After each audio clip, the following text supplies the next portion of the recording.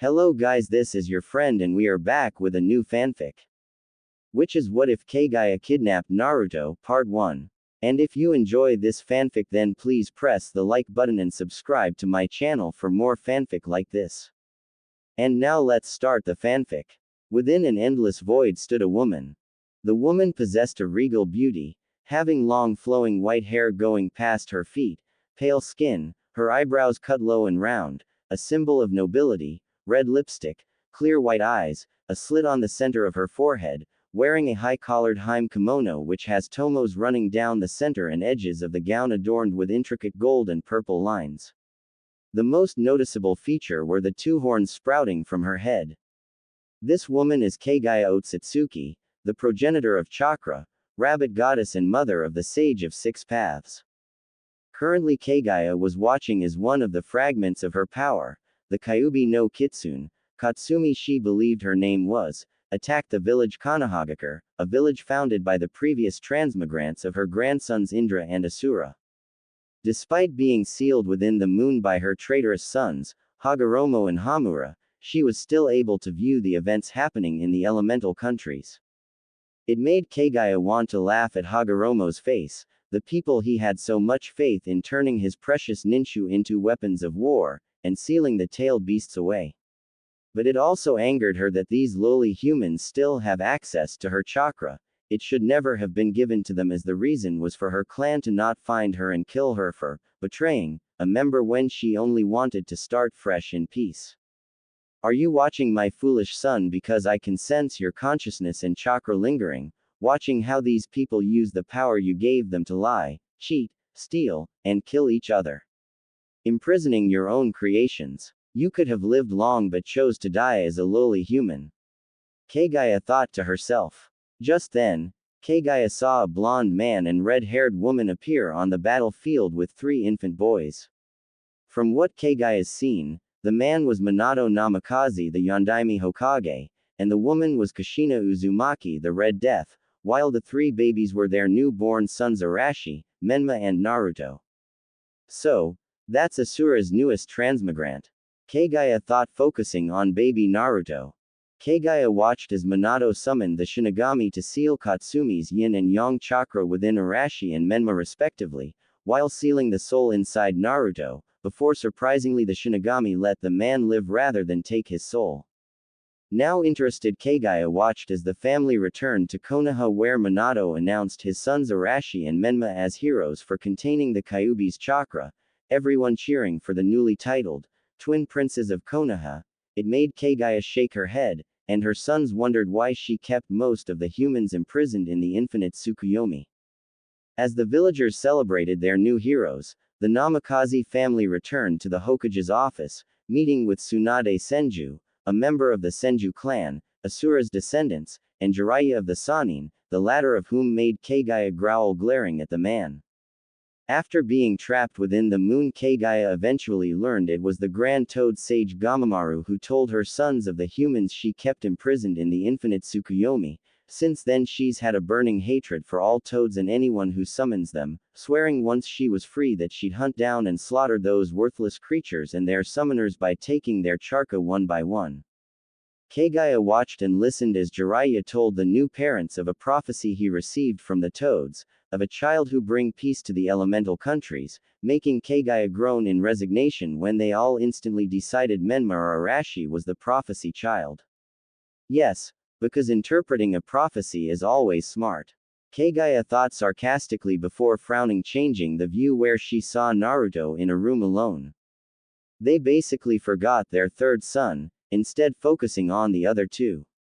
While Kaguya would admit she wasn't the best mother, hardly even seeing her sons due to the paranoia of her clan coming for her, she at least never favored one over the other and treating them the same amount of attention. So, to see two parents, people who preached about the bonds of family and friends, to ignore one of their own children just because of some prophecy told by a senile old toad with one foot in the grave, was truly sickening. And people called me the demon. Kaguya thought. Though maybe this could be used to her advantage. Changing the image again, this time to a clan compound, specifically the Uchiha clan, Indra's descendants. Going to a specific room, Kaguya saw a sleeping baby girl, Satsuki Uchiha, the newborn daughter of the clan head, and Indra's newest transmigrant. Yes, this could work out wonderfully, thought Kaguya, smirking, activating her Byakugan. A little known fact about the Byakugan, well, hers at least, was it truly lived up to its name of the all-seeing eye. After her imprisonment, Kaguya discovered another power of her eyes. They could show her glimpses of the past, present, future, and possible futures. It's how she knew what would happen after being sealed away. Hagoromo's Ninshu, sharing chakra blindly, his sons turning against each other, all of it. Kaguya also saw Zetsu's plan to revive her, a plan so convoluted she wondered if he even considered all the things that could go wrong with it, because he only cared about himself, as shown by him causing chaos behind the scene like the typical Otsutsuki clan member, destroying life without thinking of the consequences whatsoever. This is why she hates her childish clan, boasting the fact of having incredible power by destroying planets and calling themselves so-called gods, who lord over any lesser species, that when they are on the losing end of a fight they throw a temper tantrum worthy of an angry toddler and then start whining and repeat their previous actions. But now she'll make her own plans, ones that will have revived in a matter of a few years rather than the centuries Zetsu's plan is taking. Yes, soon I shall return, and all will fear me, and rejoice. Kaguya thought. Timeskip 9 years Konoha. Well done, Menma. Arashi, you're coming along nicely, you'll be as strong as your old man in no time. Minato congratulated his sons who stood on a branch. Hey, don't forget me, Minato, they'll be badass just like their Ka-chan. Shouted Kushina, crossing her arms, Minato chuckling sheepishly. Please, we won't be strong as you two were going the strongest in the world, right, Ni-san? Said Menma, smirking, looking to his brother. Oh yeah, no one will be strongest than us. Arashi agreed, as both parents smiled at their children. Unknown to the family, they were being watched by someone, another boy looking at the family with cold, detached eyes from his perch in a tree. The boy was Naruto Uzumaki, Minato and Kushina's third son and Arashi and Menma's younger brother, or as the latter two refer to him, their personal punching bag. Naruto sneered at his brother's egos were inflated further. Like most male Uchiha gaining their Sharingan, they managed to master tree walking. Big deal, Naruto had already mastered it when he was 6, did anyone praise him for it? No, because in the minds of his family and the rest of the village he was a talentless weakling, who would never compare to his brothers, with Menma and Arashi feeling the need to remind him of the fact every day. What no one but 2 other people knew, was that Naruto was stronger than he let on. While his brothers were trained by their parents, Naruto trained on his own and occasionally with his best friend, preferring it that way as then he could keep his skills a secret. It also wouldn't do no good for the villagers to hate him more. See, while Naruto's brothers were seen as heroes for containing the Kyuubi's chakra, Naruto was seen as the Kyuubi itself for containing the soul. For the first 5 years of his life, Naruto had to live in fear of the villagers, constantly looking over his shoulder. Not that it helped, as they always seemed to find him, and that's when the beatings began. Naruto lost count of how many times he was beaten to near death, then having to drag his broken body back home. He tried telling his parents what was happening, but they didn't believe him even when they saw him covered in his own blood. To his parents he was just a troublemaker that pranks people and gets in trouble, when really, it's Menma and Arashi that are the troublemakers who blame Naruto. He remembered when they were 4, Naruto had drawn a picture of the entire family and planned to show his parents in hope of them praising him for something. Though, he had gone to get some water, and when he came back he saw Arashi showing their parents the drawing, saying he made it for them. When Naruto said he was a liar and that the picture was his parents yelled at him for trying to take credit for his brother's hard work, and sent him to his room. That was the day Naruto began to resent his family. Another incident happened when they were 5. Menma had been running in the house, bumping into a standing holding their mother's favorite vase, knocking it down, breaking it. When Kushina saw it, Menma blamed Naruto, even though he wasn't even home at the time, too busy running from a mob, since the people of the world hated more the Kyuubi than the other tailed beasts, since is by far the only one so far who can actually use natural energy instantly, sense emotions, uses its cunning, and is the strongest at full power, can beat the other 8 without breaking a sweat. When he got home, Kushina yelled at him for what Menma did, sending him to his room, telling him not come out until the next day. When Naruto tried arguing that he didn't do it, his mother mad actually hit him. Flashback. Naruto stared at his mother in shock, holding his face when her hand had connected, still processing that she had just hit him. Even if Naruto, who is half Uzumaki by genetics, he still follows the Uzumaki clan's creed by heart, family above all. As an Uzumaki would do anything to defend and protect their family even with their own life, and neglecting one is like treason. Don't talk back to your Ka-san, now go to your room and don't think to come down, shouted Kushina, glaring at Naruto. She hit me, she actually hit me. Naruto thought briefly that his parent had yelled at him before but never actually hit him. Naruto's eyes soon went icy cold, and his face going blank. Yes, Ka-sama, Naruto said coldly, startling Kushina a little. Walking up the stairs, Naruto caught sight of Menma smirking smugly at him, making him narrow his eyes. Enjoy while you can, dear brother, but one day I will have you at my feet begging for mercy. Mercy that I won't give. Naruto thought darkly as his eyes turned red with black sclera. End flashback. Since then, Naruto has only ever talked to his parents when he needed to, only saying the bare minimum, and referring to them as Ka-sama and Tu-sama, even though he's long stopped considering them his parents.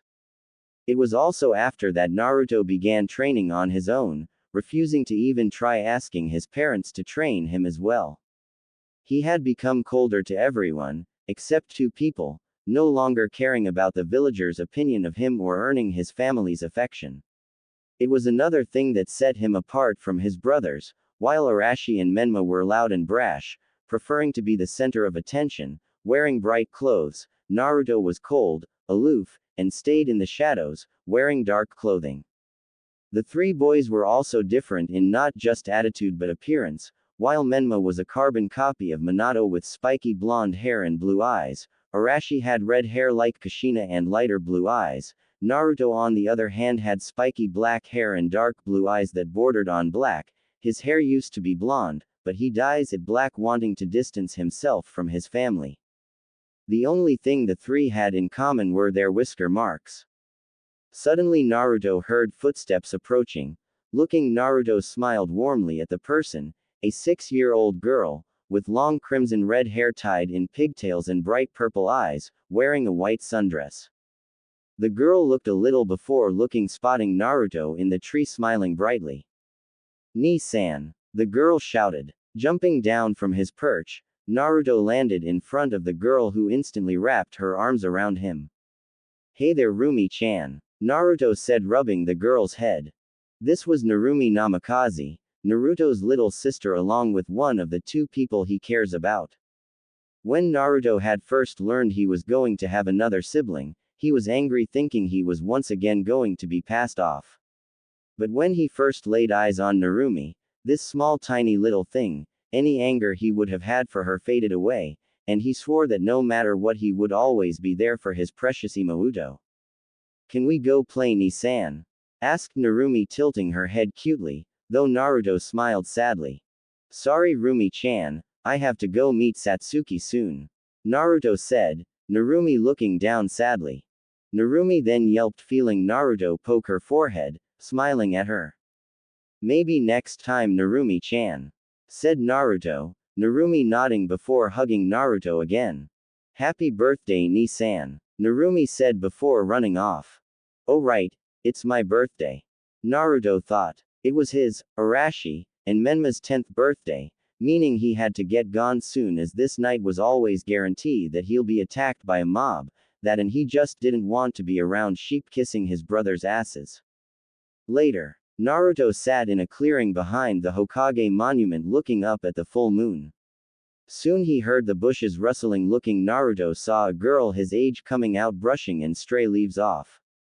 The girl had long waist-length black hair with a blue tint, onyx-colored eyes, pale skin, wearing white shorts, a navy blue high-collared shirt with the Uchiha symbol on the back, and blue kunoichi sandals.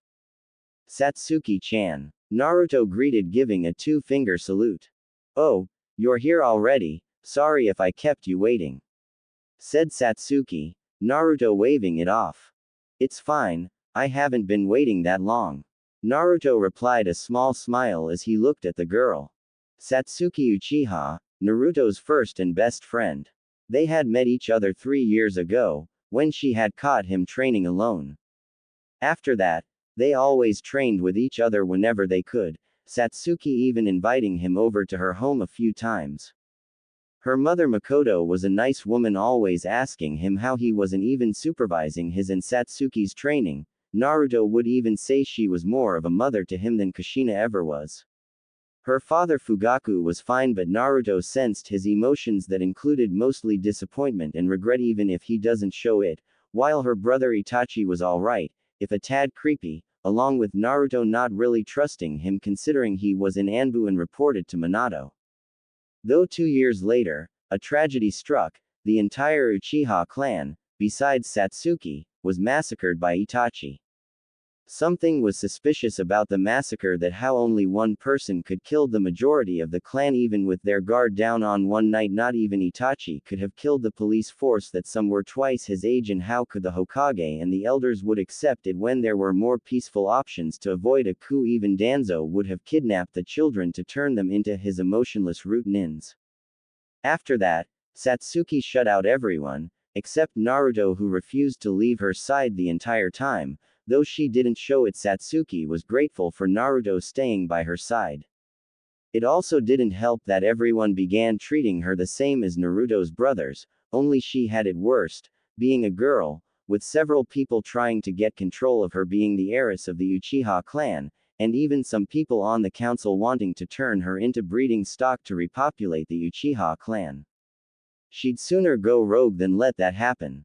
Besides, she's only interested in one guy, Satsuki idly thought, glancing at Naruto. Sitting beside Naruto, they both looked up at the moon, nothing needing to be said. "So, how are they?" asked Satsuki after a while. "The same, I heard the pervert and the hag were going to let them sign the toad and slug contracts," Naruto responded, Satsuki nodding, aware of Naruto's less than stellar relationship with his family. Just then they both noticed something strange. Naruto-kun, is it just me or is the moon turning red?" Satsuki said. "No, I see it too," said Naruto, suddenly feeling drowsy. "Oh, good eye, though it was just me." Satsuki trailed off before she and Naruto fell asleep. While the full moon took on a completely red appearance with black concentric rings and 9 tomos, 3 in each ring. "Moon." Opening his eyes, Naruto groaned, rubbing his head, looking around, frowning, seeing he wasn't back where he was. It was in a large forest clearing, and it was daytime. His eyes then fell Satsuki waking up a short distance away. "Wah! What just happened? Where are we?" Satsuki said. "I don't know," said Naruto, just as confused.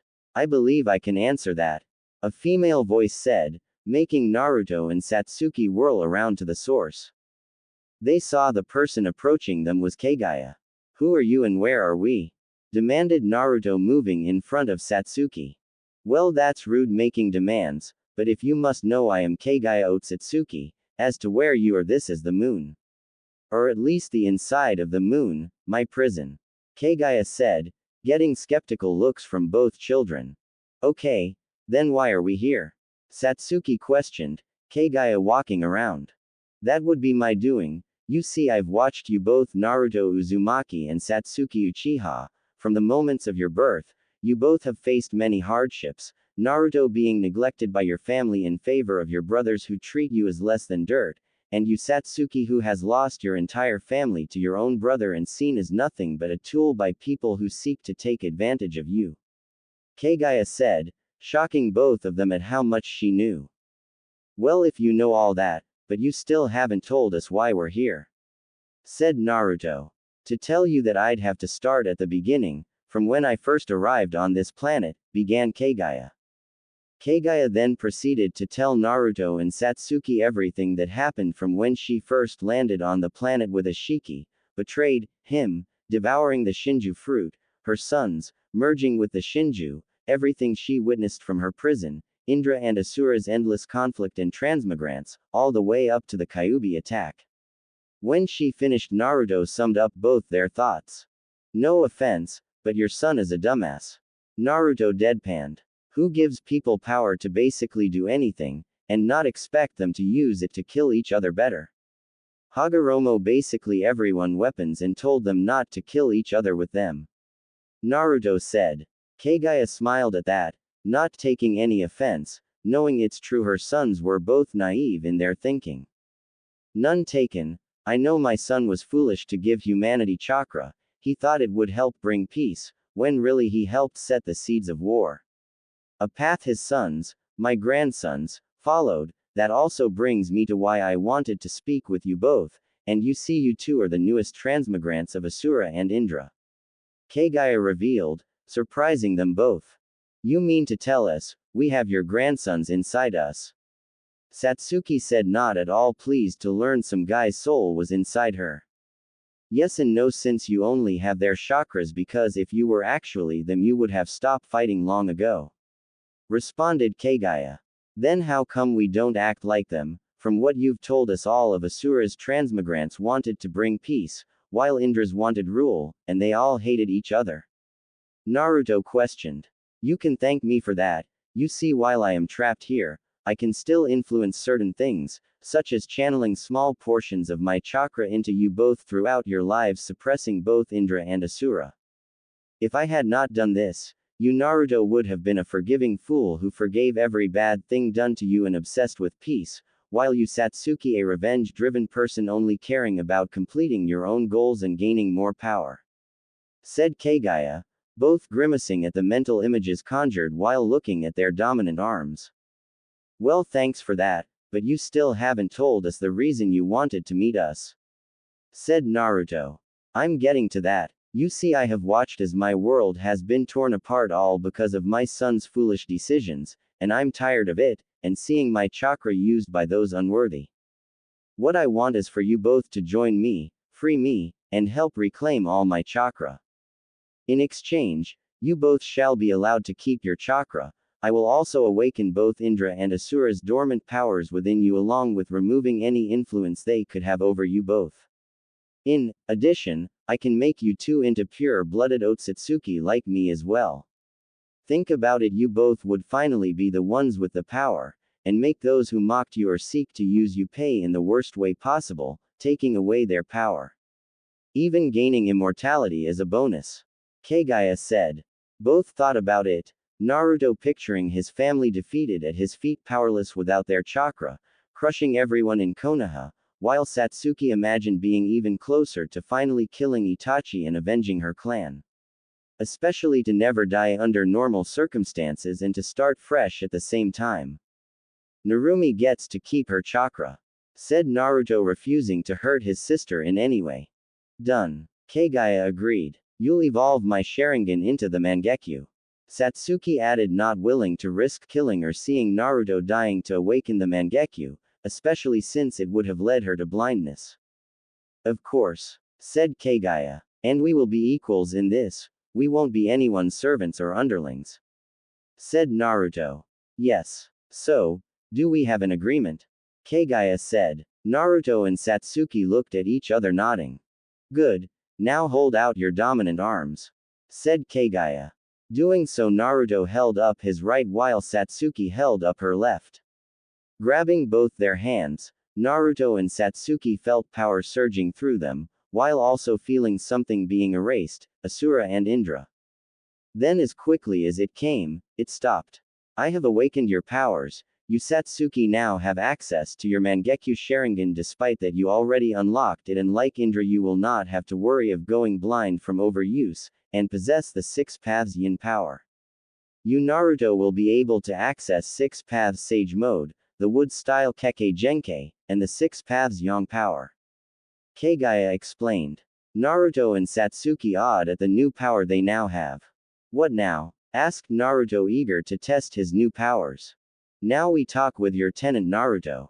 Kaguya said as the surroundings changed to a sewer with a giant cage. Behind the cage were two giant blood-red eyes looking down at the three people. Naruto and Satsuki both knew this was the Kyuubi's soul, Naruto having always known and having told Satsuki. Hello Katsumi. Kaguya said to the tailed beast that holds half of the Jubi's power. Katsumi stepped out of the shadows showing her full glory, though being noticeably smaller and malnourished due to losing all her chakra, before shrinking down transforming into a teenage girl. The girl had long crimson red hair that went to her hips, matching red eyes, a curvaceous figure that was enhanced by the tight-fitting black robes with a cape that extends to the floor she was wearing, matching thigh-high length boots, and fingerless black gloves that extend to just below her elbows. Kaguya. Katsumi growled. Now is that any way to talk to your Ka-san? Kaguya said mockingly, much to Naruto and Satsuki's surprise. Don't flatter yourself, you psychotic bitch. Scoffed Katsumi, turning away. Oh, pity, and here I was going to offer to restore your chakra, but if you don't want to listen then I'll just reabsorb you. Kaguya stepping forward, Katsumi now shaking her head fearfully. Wait. Let's not do anything rash, I'll hear you out, alright. Said Katsumi, not wanting to be absorbed back into Kaguya. She never wanted to become part of the Jubi again, she enjoyed being alive, aside from being sealed away 3 times and controlled twice. Good girl. Now my offer is that I'll restore you to full power, free you from the seal, and make it so you can never be sealed again. In exchange you will stay with Naruto and Satsuki to help them in my resurrection. Kaguya said, Katsumi narrowing her eyes. And what about my siblings? Questioned Katsumi. While they may not always get along, they're still family, even if she was arrogant due to boasting about having more tails means more powerful, but they are the only family she has left. They will be sealed within the demonic statue of the outer path, to become part of me once again. Kaguya said as if it was obvious. No way. Unless you agree to leave them alone, I'm not helping. Katsumi said, Kaguya feeling her eye twitch. Fine, I will make a compromise as I'll take the majority of your siblings' chakra, leaving behind small portions so they may replenish it over time, letting them live. Said Kaguya, since all she really needed was the tailed beast's chakra, not their souls. Katsumi nodded reluctantly. It was better than all of them simply becoming the Jubi again. And what about me? Am I just supposed to hand over my chakra after I get it back? Katsumi said, Kaguya raising a delicate brow. I never said I'd get you your chakra back, I said I'd restore it. The chakra sealed in those 2 fools will be absorbed into the statue. Said Kaguya. Katsumi nodding slowly, thinking it's better than just losing her chakra again, even if she blames herself in secret due to her arrogance and pride. Though still, the old man did everything he could to seal Kaguya away. Could she really turn her back on the man who created her, her own father? Kaguya noticed Katsumi's hesitant, and knew it was due to her loyalty to her son, but Kaguya knew how to break that loyalty. If you're worried about betraying my son, tell me, would it not be fair after all the times he betrayed you and the other tailed beasts? Said Kaguya. Katsumi growling at her, wishing she wasn't locked behind the cage. The old man never betrayed us, he's the one who freed us from you and the Jubi. Katsumi growled. Really, are you sure his intentions were pure? That you didn't trade one cage for another? Countered Kaguya. Think about it, Katsumi. Hagoromo kept the Jubi sealed inside him until the end of his life, after he had already given everyone chakra, after both Asura and Indra were grown men strong enough with the 2 abilities to control the tailed beasts, the Sharingan and Wood style. Now look at you, all trapped and treated as nothing but objects and weapons, all by the same people Hagoromo saw fit to give chakra to. Then there's Indra and Asura. I believe you knew their previous transmigrants Madara Uchiha and Hashirama Senju. Madara treated you as his pet while controlling you with his eyes, while Hashirama captured you and your siblings, selling you off to the other villagers and then having his wife seal you away, then Indra's other descendant who controlled you a second. Now tell me if that is not betrayal, then what is? You know what else? That he has been watching us the entire time and did nothing to help because he chose to die as a human when Otsutsuki, even a half-breed, can live for centuries like you and your siblings Katsumi. Kaguya said, as Katsumi fell to her knees clutching her head. Stop. Please just stop. Katsumi said pleadingly. As much as she wanted to deny it, everything Kaguya said made sense. Hagoromo could have found a way to prevent them from being sealed away, but instead he taught humans how to use chakra before releasing them, then his sons having the power to control them, and their transmigrants controlling them and turning them into weapons. Kaguya entered the cage kneeling down, putting her hands on Katsumi's shoulders.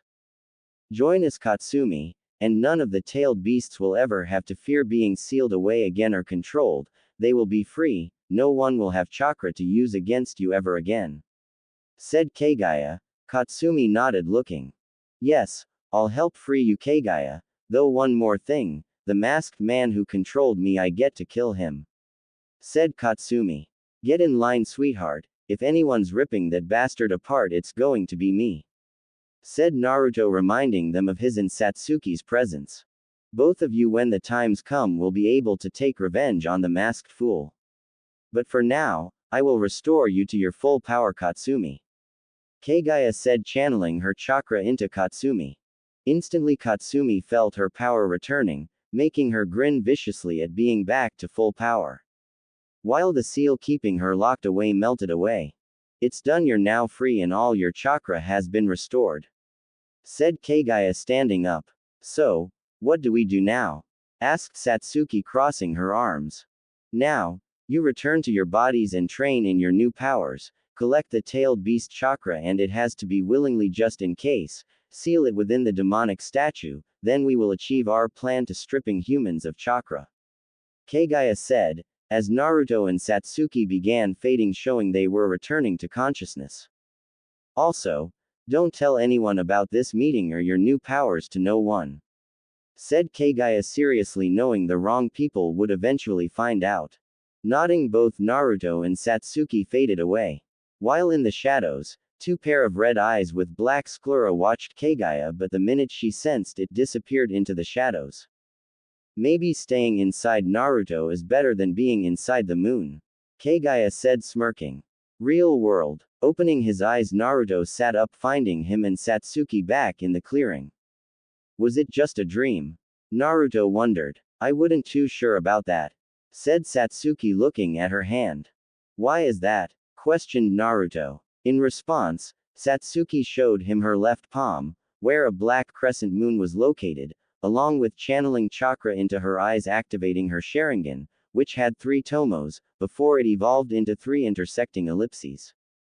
Shocked, Naruto looked at his right hand, seeing a white sun symbol. I wonder. Naruto thought, remembering Kaguya said she awakened the wood style in him. Placing his hand on the ground, Naruto channeled chakra through it, causing several flowers to grow. Okay, now that's cool, said Naruto with a smirk. He wished he could rub it in his family's faces that he has the bloodline of the Shadaime Hokage, before using it to lock Arashi and Menma in a cage. But knew he couldn't unless wanted to answer questions he'd rather not. Don't get a swelled head, boy. A female voice, getting both their attention. Looking, they saw a fox kit sitting nearby, a fox with red eyes. Katsumi. Naruto said, Katsumi rolling her eyes. Who else would it be? Yes, it's me, boy. Said Katsumi, jumping on Naruto's shoulder. Don't get any ideas, boy, I just prefer you to the Uchiha until you prove yourself to gain my trust. Katsumi said, growling at Satsuki. She didn't care if she was friends with the boy. She's been controlled by 2 Uchiha before, and she'll be damned if a third time happens. So, I guess now we train in our new powers. Said Satsuki. Yeah, I just wish I could show Arashi and Menma, just to see the fear in their eyes when they see I have the power now. Naruto said, a sadistic gleam in his dark blue eyes. Well, try to control yourself, you'll get your chance eventually, for now just be patient. Satsuki said, Naruto nodding reluctantly. Fine, though we should probably get going. Though tomorrow we'll start training, said Naruto, Satsuki nodding in agreement. No one in the elemental countries could be aware of the consequences of what happened that night. For that one meeting marked the beginning of the end. The end of the shinobi era. 4 years have passed since Naruto and Satsuki's meeting with Kaguya, since they have trained in secret to master their new abilities. For Satsuki it was easy as she had access to the Uchiha clan's jutsu library, along with the scrolls on the Mangekyo Sharingan to learn what abilities it granted her. Though she could only get so far with scrolls and the only people she knew who awakened the Mangekyo were her cousin Shisui Uchiha and her brother Itachi, the former of whom was dead while the latter Satsuki intended to kill. It didn't help that while she wouldn't go blind from overuse of her Mangekyo, it still put a strain on her eyes that temporarily rendered her disoriented. Naruto meanwhile had it harder as he couldn't risk going to his own family's jutsu library, along with it not having any scrolls on the wood style. Luckily that was easily solved by breaking into the Senju compound, with the only living Senju, Tsunade, not staying in the compound. But Naruto learned quickly before he could learn wood style, he first had to master water and earth style, the two elements that made up wood style. On top of training they also had to track down the other Jinchuriki and the demonic statue, which apparently was no longer in the moon, meaning someone possessing the Rinnegan managed to summon it. Now one would think with so much to do it'd take several years to even come close to learning to master all these abilities. If not for something Naruto learned during his escapade into the Senju compound, a handy little jutsu invented by the Nadaime Hokage. Shadow Clone Jutsu. A jutsu Tobirama created after witnessing his brother's wood clone jutsu. The jutsu itself creates physical copies of the user with each clone having an equal amount of chakra from the original. The clones are able to perform jutsu and fight, though one good hit will cause them to dispel.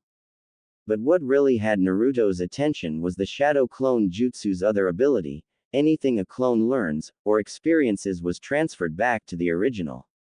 So, if someone created a single clone and both the clone and original trained for an hour, then the clone dispels the person would feel like they trained for 2 hours. With shadow clones Naruto and Satsuki would be able to cut years' worth of training into only a few months.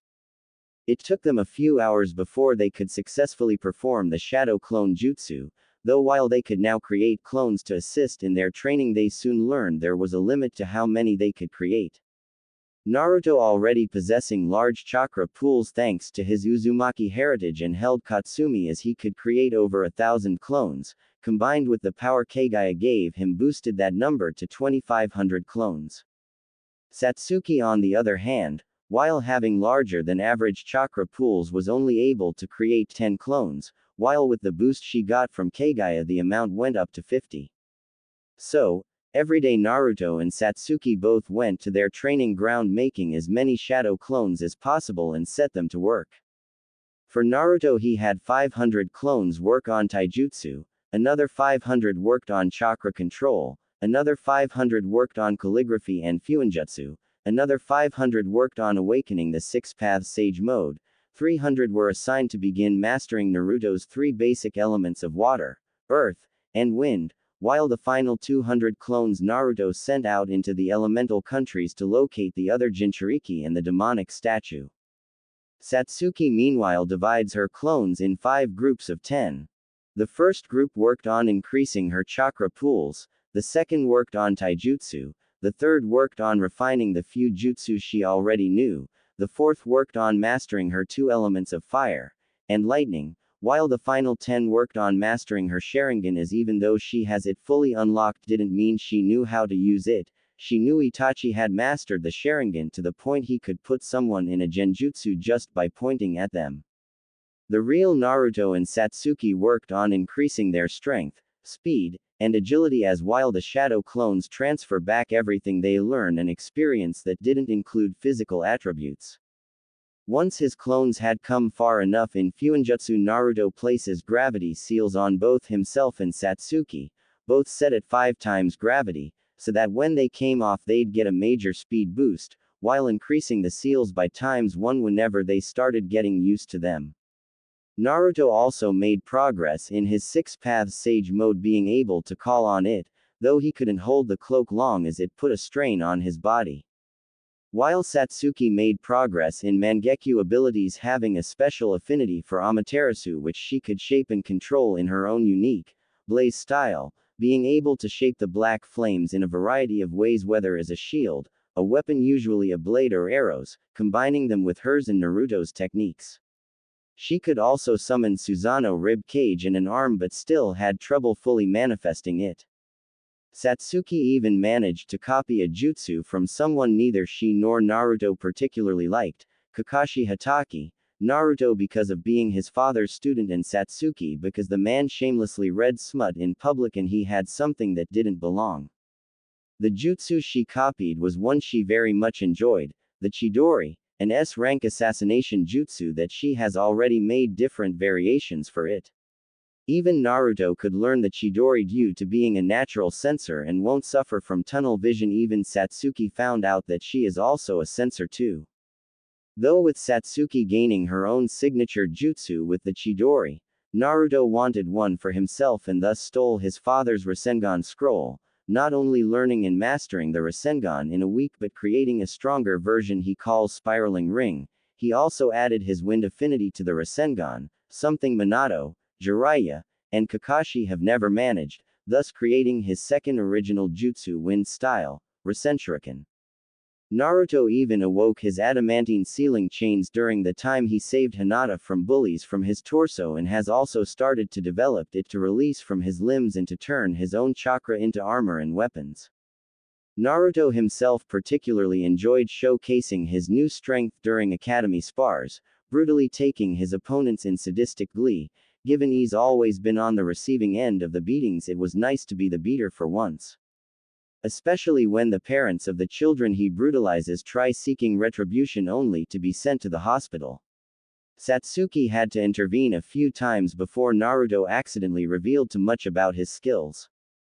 Being one of the only 3 people that can successfully calm him down, the other 2 being Narumi and Katsumi. Though while Naruto's love of battle could get out of hand, he could still keep his cool, which Satsuki was thankful for, not wanting Naruto's trigger-happy personality to interfere with their plans. Currently Naruto laid asleep in bed with Satsuki and Katsumi pressed against him, though as soon Naruto woke up. Opening his eyes, Naruto smiled at the red and black hair splayed across his chest. A year ago he and Satsuki finally came out to each other about their feelings, quickly followed by a heated makeout session. A few months later Katsumi revealed she had developed feelings for Naruto and both she and Satsuki had agreed to share him after much arguing with Naruto making sure they didn't kill each other.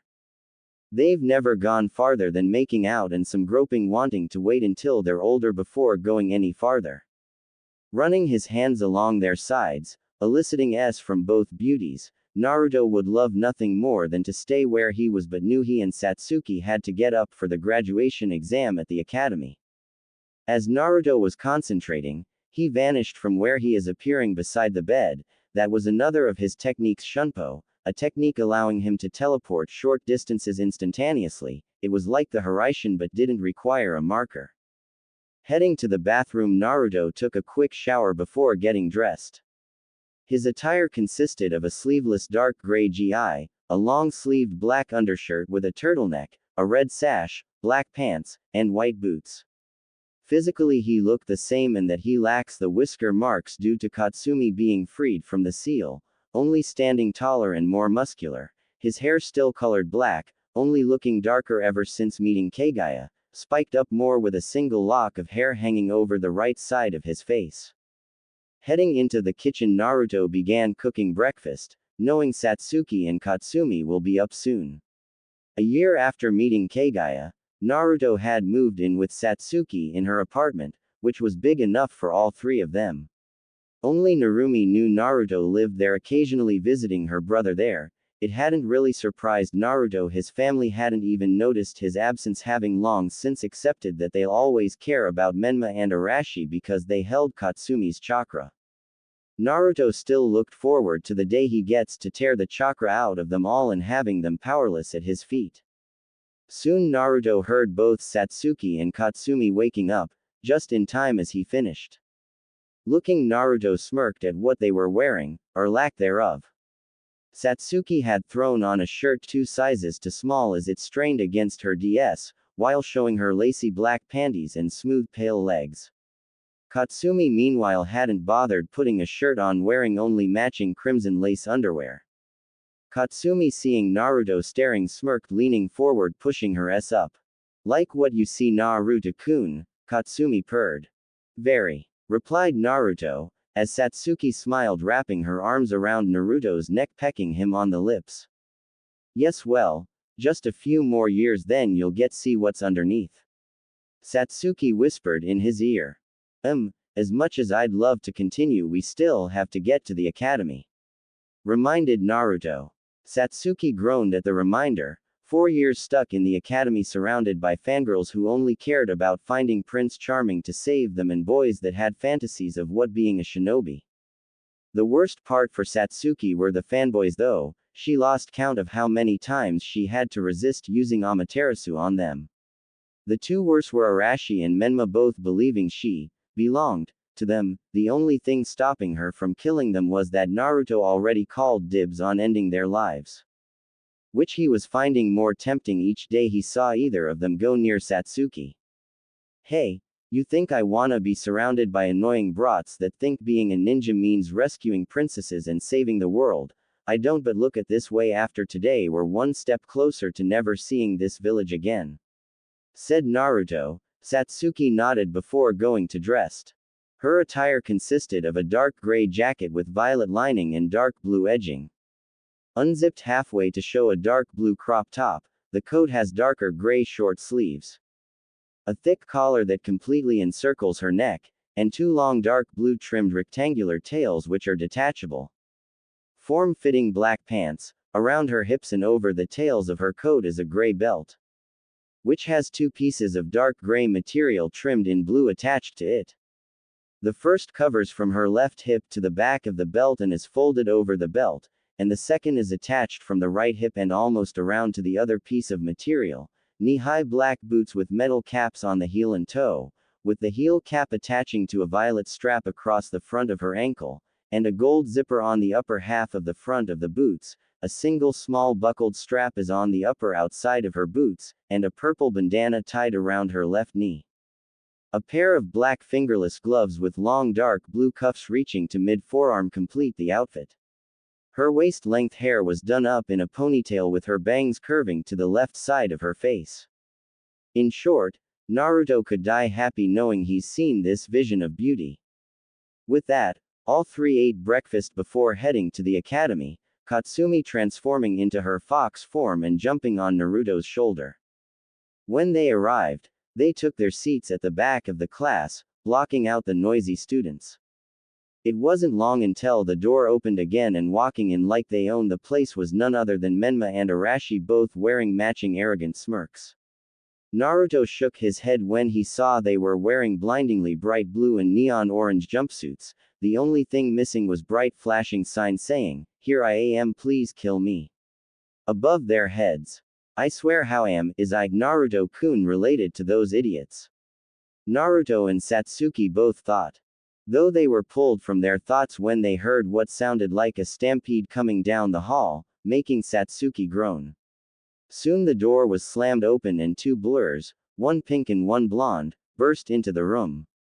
"Ha, I win, forehead," shouted the blonde. "As if pig, my foot went through the door first." The pink shouted. Bang. Naruto patted Satsuki comfortingly as she repeatedly banged her head on the desk. The reason being the 2 girls that just entered, Sakura Haruno and Ino Yamanaka, 2 of the worst fangirls for Arashi and Menma, and insults to real Kunoichi. Whenever Satsuki saw them, she would be reminded of when her mother would come home ranting about how fangirls are the reason real Kunoichi aren't taken seriously, and the injustice of them being allowed to become ninja. Safe to say Satsuki developed the same hatred. "No way I'm sitting with Arashi-kun and Menma-kun, Ino pig," screeched Sakura. "Yeah, right, like they want that huge forehead blocking their view of me," Ino shouted. The first chance I get, those 2 will die."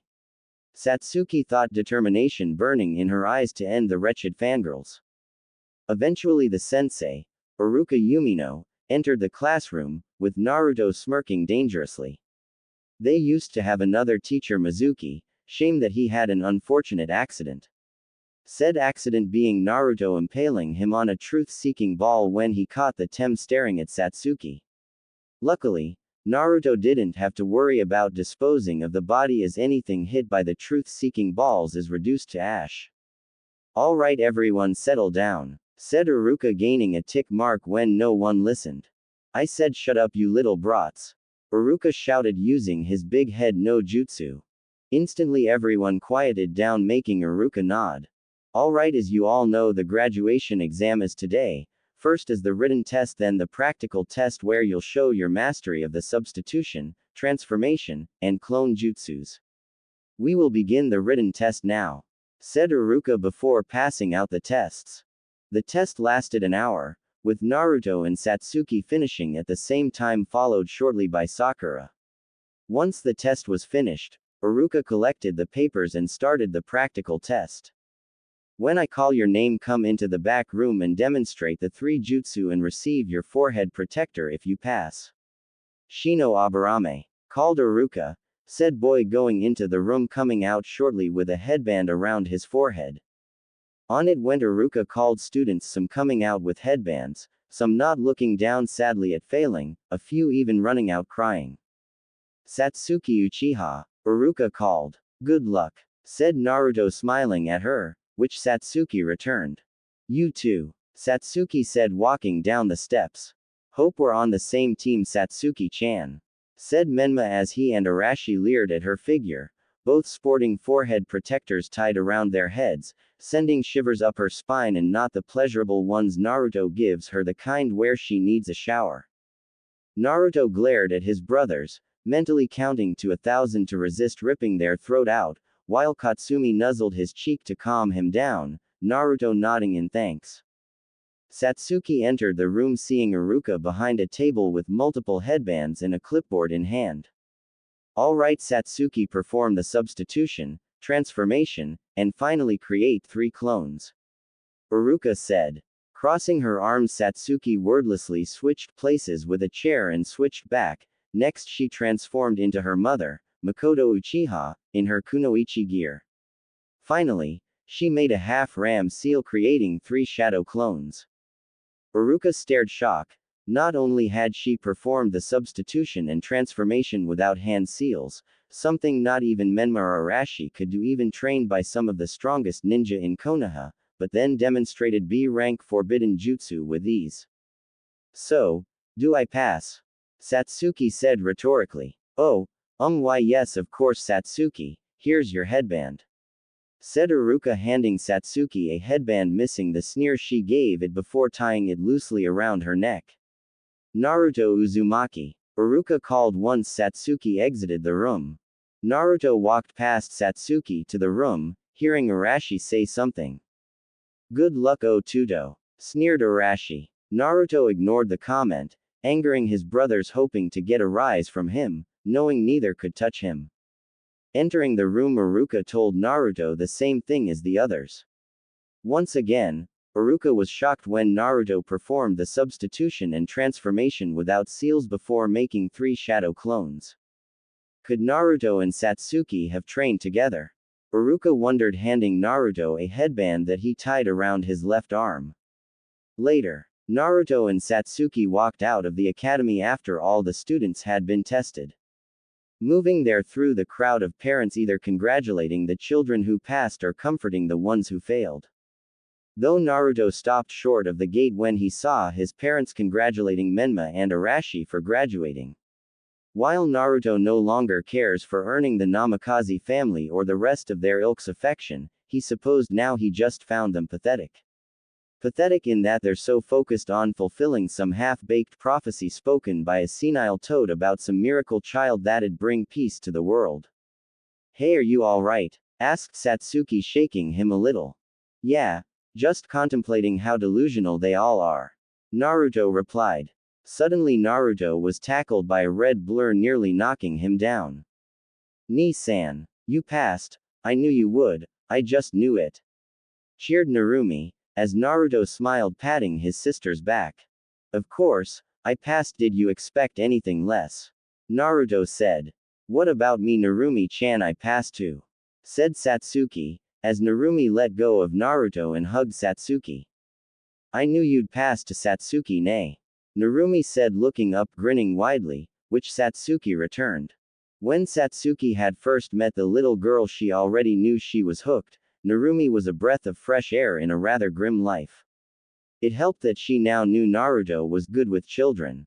After their first meeting, Narumi had taken to calling her Satsuki ne, which warmed the Uchiha's heart.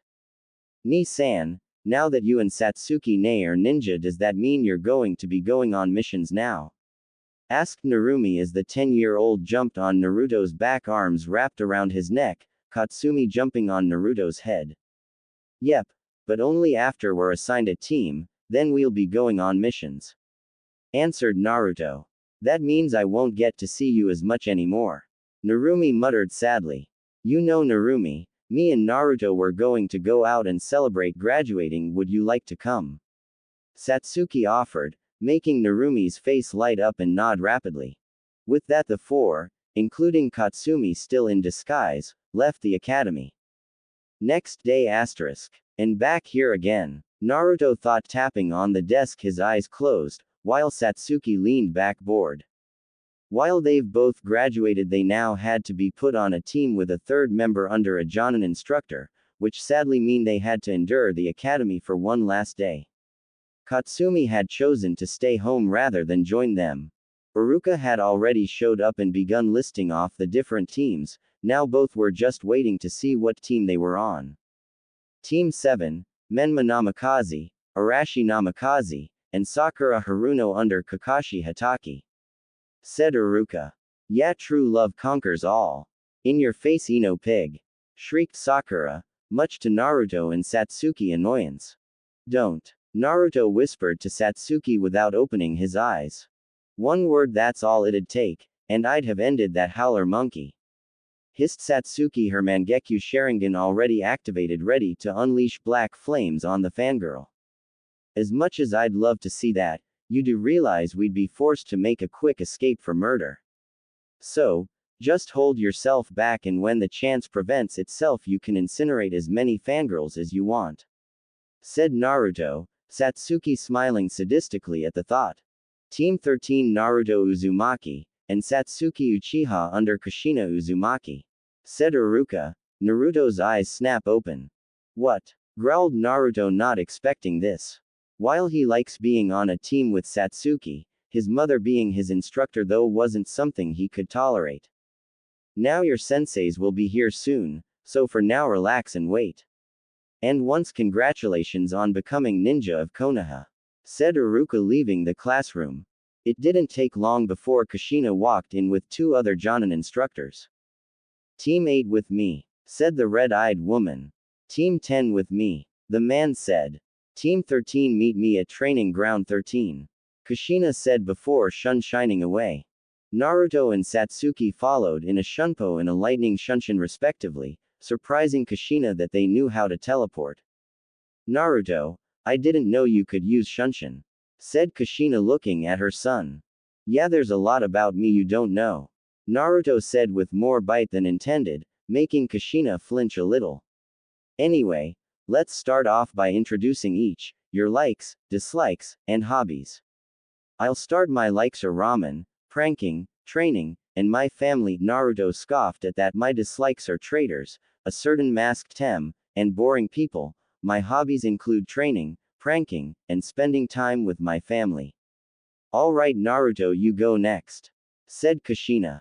My likes are training, Satsuki-chan, Narumi-chan, and Katsumi-chan. My dislikes are a masked tem, weaklings, and two annoying pests. My hobbies include training, and spending time with Satsuki-chan, Katsumi-chan, and Narumi-chan. Said Naruto, Kushina nodding.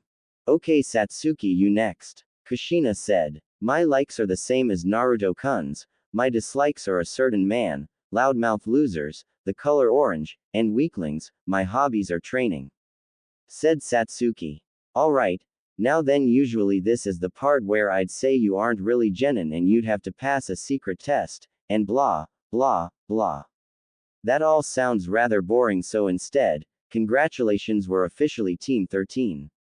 Said Kushina, Satsuki sweat dropping while Naruto's eye twitched. This is the woman Ka-san told me was one of the deadliest kunoichi alive. Satsuki thought. I see where Menma and Arashi get their childish personality. Does that mean they got their overinflated egos from Namikaze? Naruto wondered mentally. Alright Team 13, let's go get our first mission.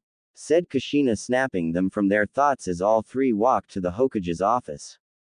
Timeskip 3 weeks. 3 weeks have passed since Naruto and Satsuki were put on Team 13 under Kushina. Since then they have done several missions.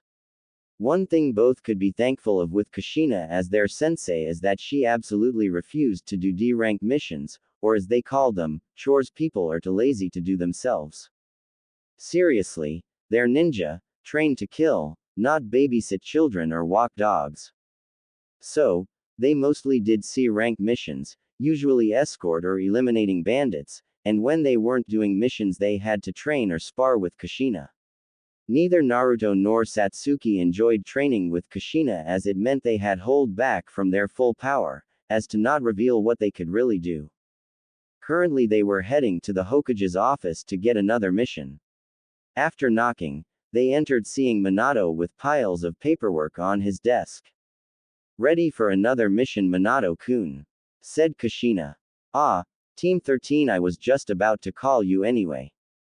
Recently Team 7 has taken their first C-rank mission to the Land of Waves. Unfortunately the client lied about the mission's rank, though they chose to continue the mission. During the journey they ran into Zabuza Momochi. Kakashi was able to defeat him before a hunter nin showed up and took the body, but Kakashi believes it was Zabuza's accomplice and so has requested another team be sent as backup. So, Team 13, your mission to travel to the Land of Waves and assist Team 7 in protecting the bridge builder Tazuna. Ordered Minato. Hi, we'll head out immediately. Kushina said before turning to her students. Alright team, meet at the gates in an hour after packing all the supplies you'll need for this mission. Said Kushina, Naruto and Satsuki nodding before teleporting away to pack. However, Naruto made a quick stop at Anbu headquarters, sneaking into where they keep records of all the Anbu members and their completed missions. Let's see Anbu Weasel, where are, aha there you are. Thought Naruto, grabbing the file. Opening, Naruto flipped through the different reports before stopping on the last one, the last mission Anbu Weasel aka Itachi Uchiha took before going rogue. The elimination of the Uchiha clan. With each word Naruto's eyes widened further. The Uchiha clan were planning coup to take over the village, with Itachi acting as the Hokage's spy and eventually agreeing to be the one to eliminate the Uchiha clan, on the condition that Satsuki wasn't to be harmed.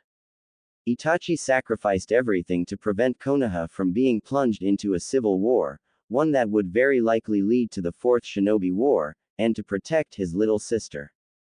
Naruto sealed the file away, knowing he'd have to show Satsuki, she deserved to know the real reason why her family was taken from her. Later gates. Naruto and Satsuki arrived at the gate, seeing Kushina already waiting for them.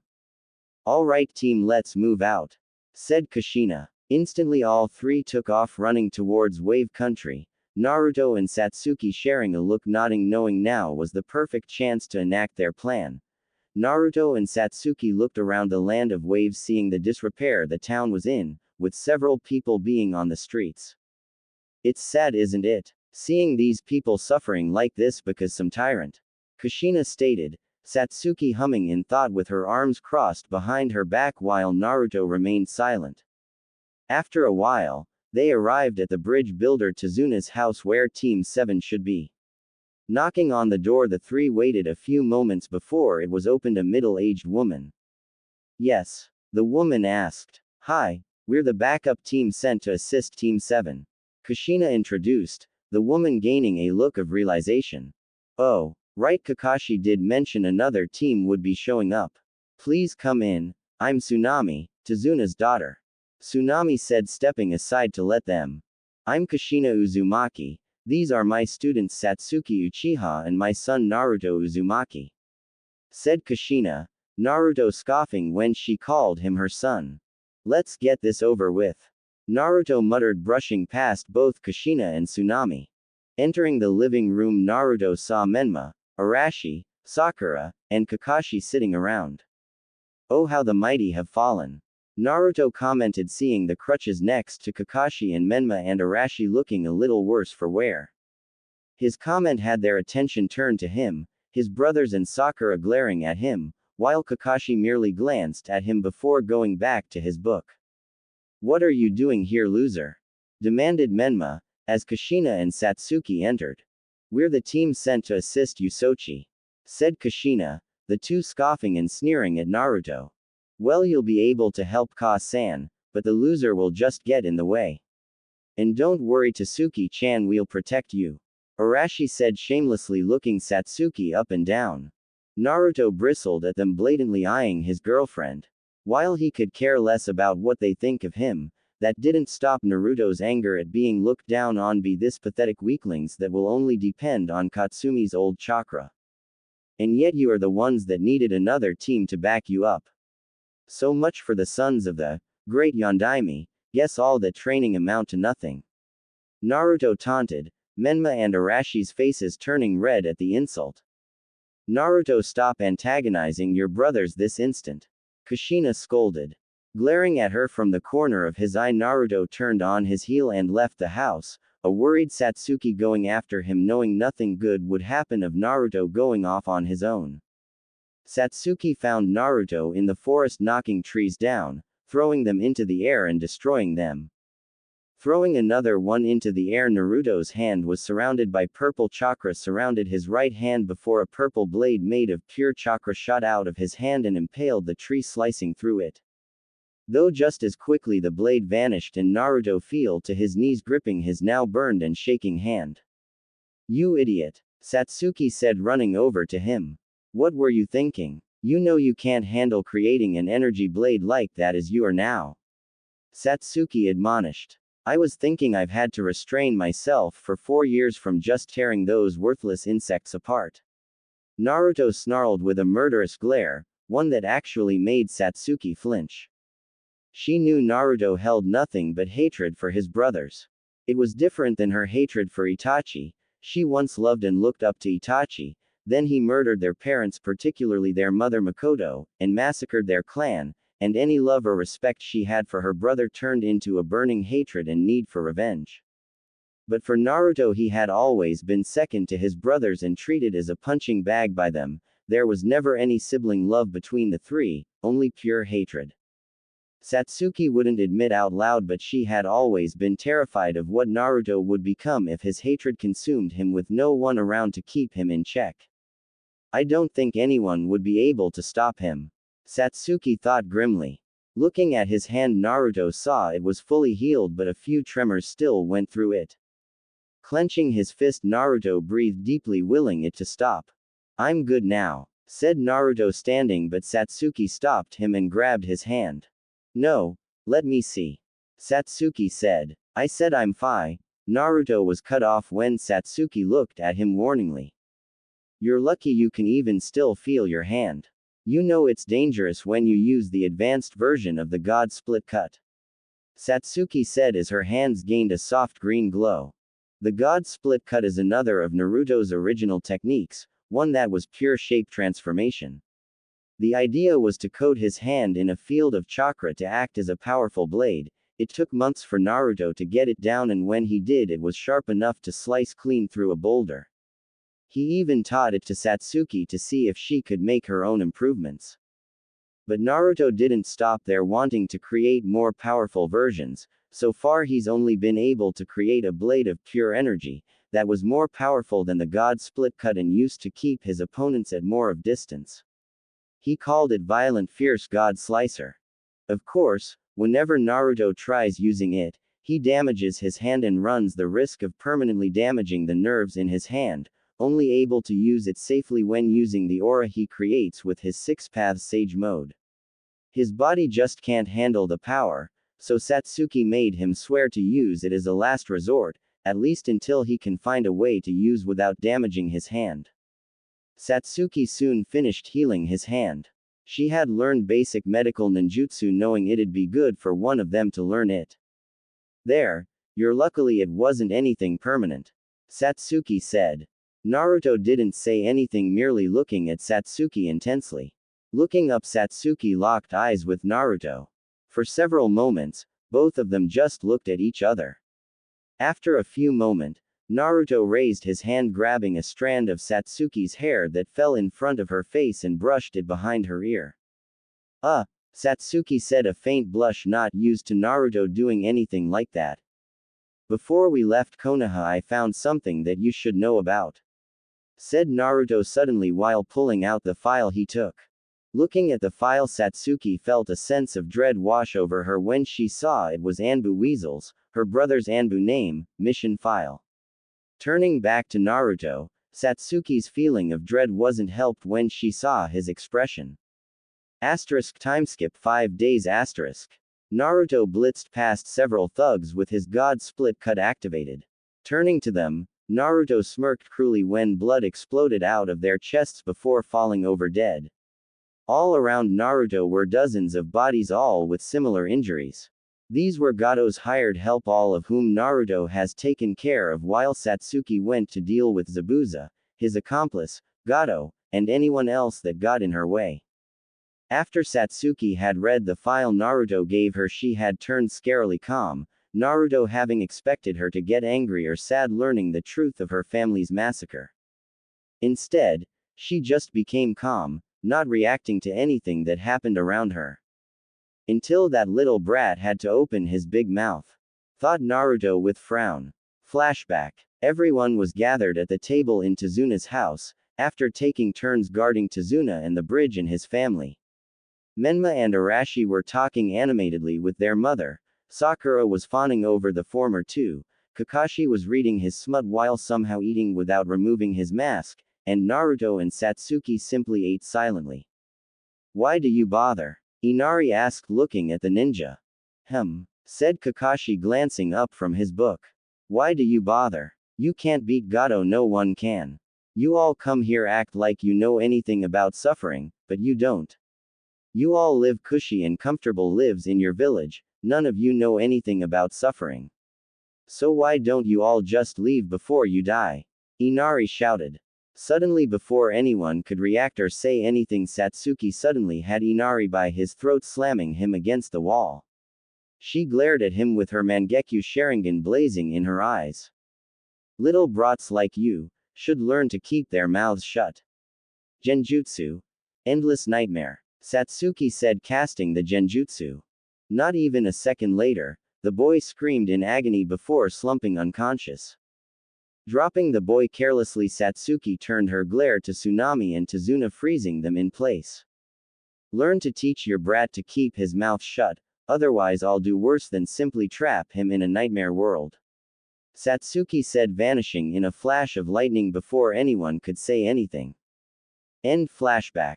The genjutsu she had used wasn't anything too dangerous, it just trapped Inari in a nightmare world where he experienced all the pain and suffering Naruto and Satsuki went through in their lives. A sort of downgraded version of Tsukuyomi, where it feels like years in the genjutsu but only a second passes in the real world. But it doesn't leave the victim in a coma, just unresponsive for a few days and probably some lasting mental scarring depending on what Satsuki does to them in the genjutsu. Shaking those thoughts for now, Naruto grabbed two semi-intact bodies and pulled out two sealing tags. Placing the tags on the back of the bodies, next as the Naruto watched the corpses began transforming before his eyes. In a matter of minutes gone were the bodies of two of Gado's thugs, and in their place was his own dead body along with Satsuki's. They were completely identical down to their clothing, and the best part was any tests performed on the bodies would come up as matches that they were in fact him and Satsuki. I see you're finished, Satsuki said, walking up to him, dragging Zabuza behind her and carrying his sword. Just finished. He's not dead, stated Naruto upon seeing Zabuza not having a single wound on him. Physically he's alive, mentally however, Satsuki trailed off with a shrug. Naruto nodding when he finally noticed the glassy look in Zabuza's eyes. His partner. Naruto asked her. I'm sure I left them in enough pieces to be recognizable, replied Satsuki neutrally. Unlike Naruto, Satsuki didn't find a sadistic pleasure in killing her opponents. The only people she'll enjoy killing are Itachi and everyone else involved with her clan's near extinction. While Satsuki now knew the truth behind why Itachi massacred their clan, that didn't lessen her hatred for him, it only increased along with now being directed at those who gave the order. Did Satsuki understand why Itachi did it? Yes, she did. If the Uchiha staged a coup that would have led to conflict in all of Konoha that could have potentially started the Fourth Shinobi War. But that didn't mean she didn't think that there could have been a better way. Instead, they killed all of her clan members, including the ones that had nothing to do with the coup, like the children, elderly, and all the others not involved. The only thing Satsuki wanted from Itachi was look him in the eye and know who it was that helped him massacre their clan. Then she'll drive a Chidori through his heart and burn his body and eyes if someone tried to revive him. Nodding, Naruto pulled out another seal, this one a modified explosive seal, and placed it on Zabuza's chest. Satsuki meanwhile slashed at the disguised corpses with Kubikirabucho, make it as if they died at Zabuza's hand. Ready? Naruto asked, Satsuki nodding as she stabbed the Zanbato in the ground. With that, Naruto wrapped an arm around Satsuki's waist and shot up into the sky. While he might not be able to access Six Paths Sage Mode, he still had access to several of its abilities, such as flight. When the two were high enough in the air, they both looked at Gato's compound. Without a word, Naruto made a half-ram seal, detonating the explosive tag he put on Zabuza. The effect was instant as the entire compound and all the bodies were consumed in a massive fiery explosion, consuming everything it came in contact with. That should get their attention, said Naruto, speaking of the Konoha ninja. Let's get going. We have a lot to do, locating the other Jinchuriki, finding the person who summoned the Gedo Mazo, and whoever has the Rinnegan to keep summoning it. Satsuki listed. One problem at a time. How about finding a way to seal the tailed beasts into something until we can locate the statue? Said Naruto, wanting to focus on one thing at a time. Very well. I believe it'd also be prudent to capture the Jinchuriki that aren't well liked in their villages. If they aren't liked, it'll be easier to take them and not worry about repercussions. Satsuki added. Then your best bet would be the Jinchuriki in Suna, Iwa, and Taki. Those villages either only use their Jinchuriki as weapons or don't care about them. It'd be best to avoid the Jinchuriki in Kumo, as they're not only liked, but the Hachibi's Jinchuriki is the Raikage's brother and can access a full-tailed beast transformation. Katsumi said from within the seal. While she was free, she could still freely enter and exit Naruto's mind, having learned the living conditions from eavesdropping on conversations between Kushina and Minato. Even she has Kaguya inside Naruto for company. Even with her pride, she knows that Naruto can become stronger than her and Kaguya combined eventually. Sometimes it was useful. Her previous host was the wife of a Kage. You never know what you'll learn. Grunting in annoyance, Naruto frowned at the last part. He would have loved to go against a fully realized Jinchuriki. However, he knew his limits and wasn't about to go against an opponent that could crush him. It'd be best to go after the Suna and Taki Jinchurikis, since those villages only have one each, while Iwa has two. Said Satsuki after a moment. Alright. But first, what about something to keep the tailed beasts sealed in when we extract them? Naruto reminded. While they'd be able to seal Kaide into an object, the Nanabi needed something stronger to hold it, or that the Jinchuriki willingly join us. I may have a solution. Katsumi spoke up. What is it? Naruto thought. The amber purifying pot. It's one of the treasured tools the sage left behind. It's able to record the voice of anyone that responds to the wielder. If you're able to get the Jinchuriki or my siblings to respond to you, you can seal them in the pot until you get the Gedo Mazo. Katsumi explained. Great. Where is it? Asked Naruto. Kumo, replied Katsumi while looking off to the side and began whistling innocently. Naruto's face went blank while his eye twitched. Of course it is, Naruto thought. Naruto relayed what Katsumi told him to Satsuki, who cursed silently that one of the possibly best ways to capture the tailed beasts was in the one village they wanted to avoid until they were stronger. How about for now we focus on increasing our own strength, and if we come across a Jinchuriki then we'll capture them and figure out things from there. Naruto suggested. That'd probably be best for now. Agreed Satsuki. While they're both strong, compared to people who are cage level or higher they're still weak.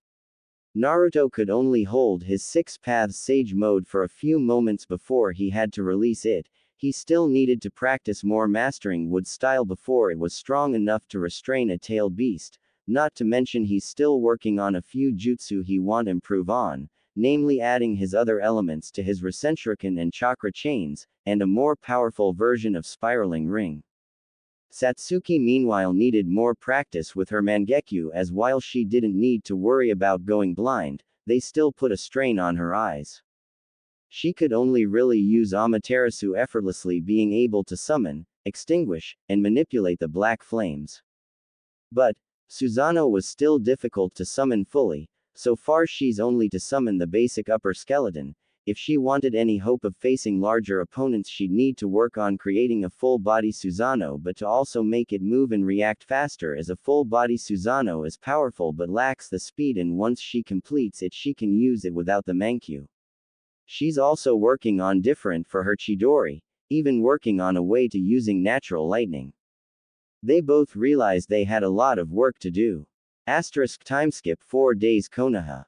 Minato looked up when the door to his office opened showing Kushina, Menma, and Arashi. The Hokage noticed that Kushina looked to have been crying recently. Kushina, you're back already. Why are you with Menma and Arashi, shouldn't they with their own team? And where are your students? Minato asked with a frown, Kushina looking ready to cry again while Menma and Arashi scoffed. The idiot got himself blown up trying to fight Zabuza. Sneered Menma. And he had to drag Satsuki along with him.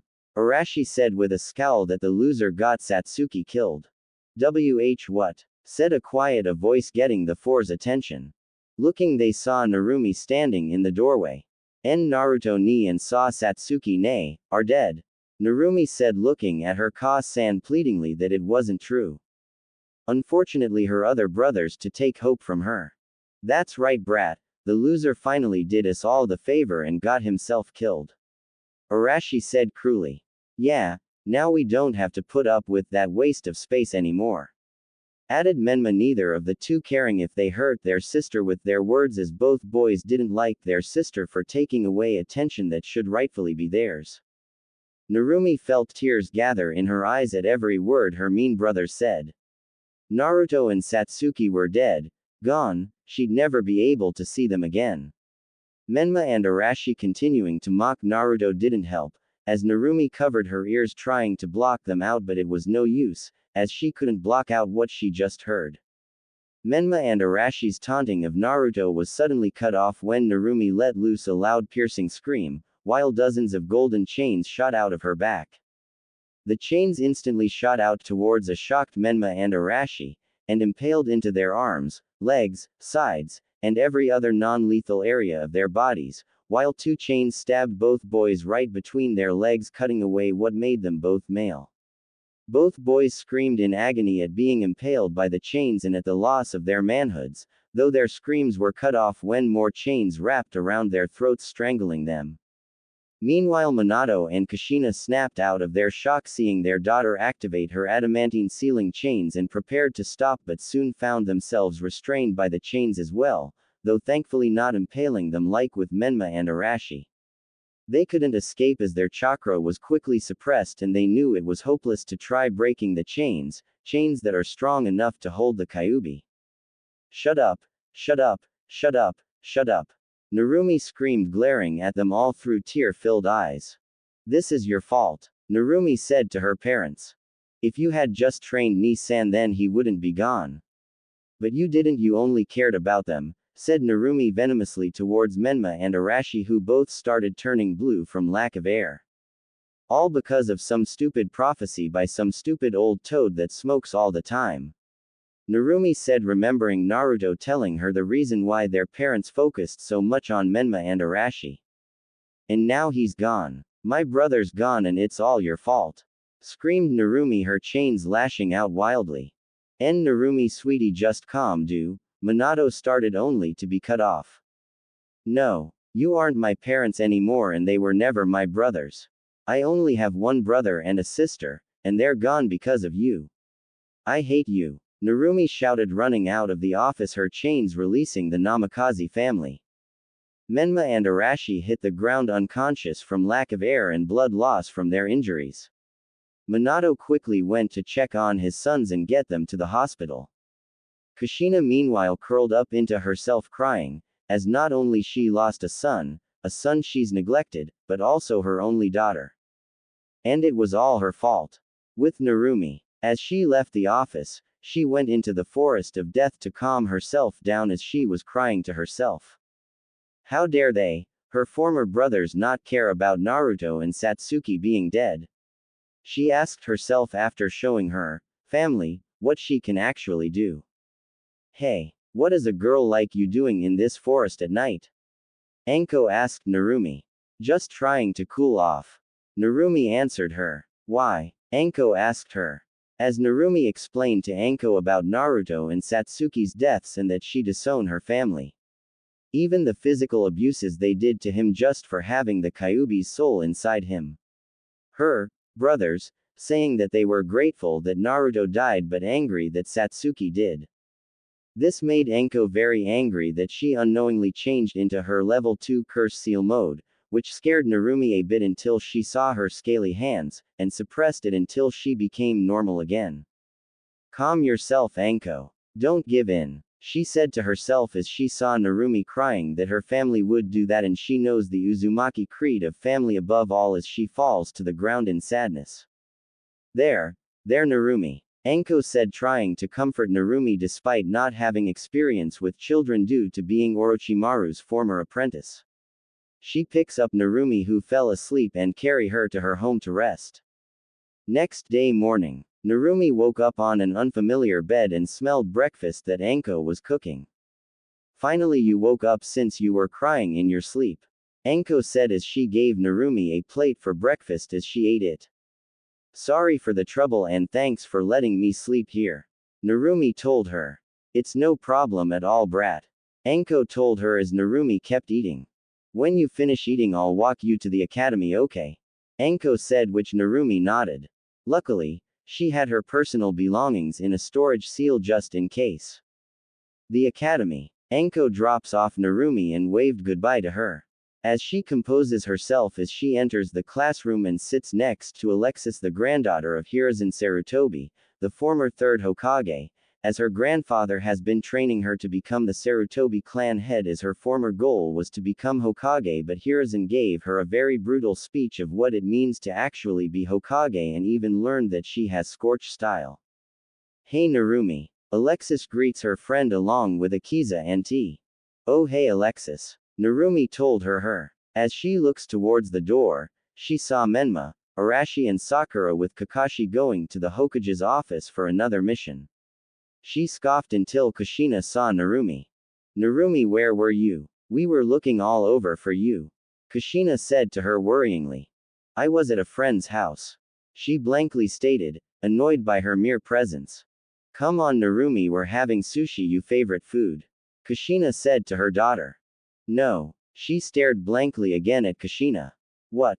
Kushina asked. What part of disowning you guys you didn't understand, because the only ones who I had as a family are dead and I want nothing to do with you ever again, you shitty mother.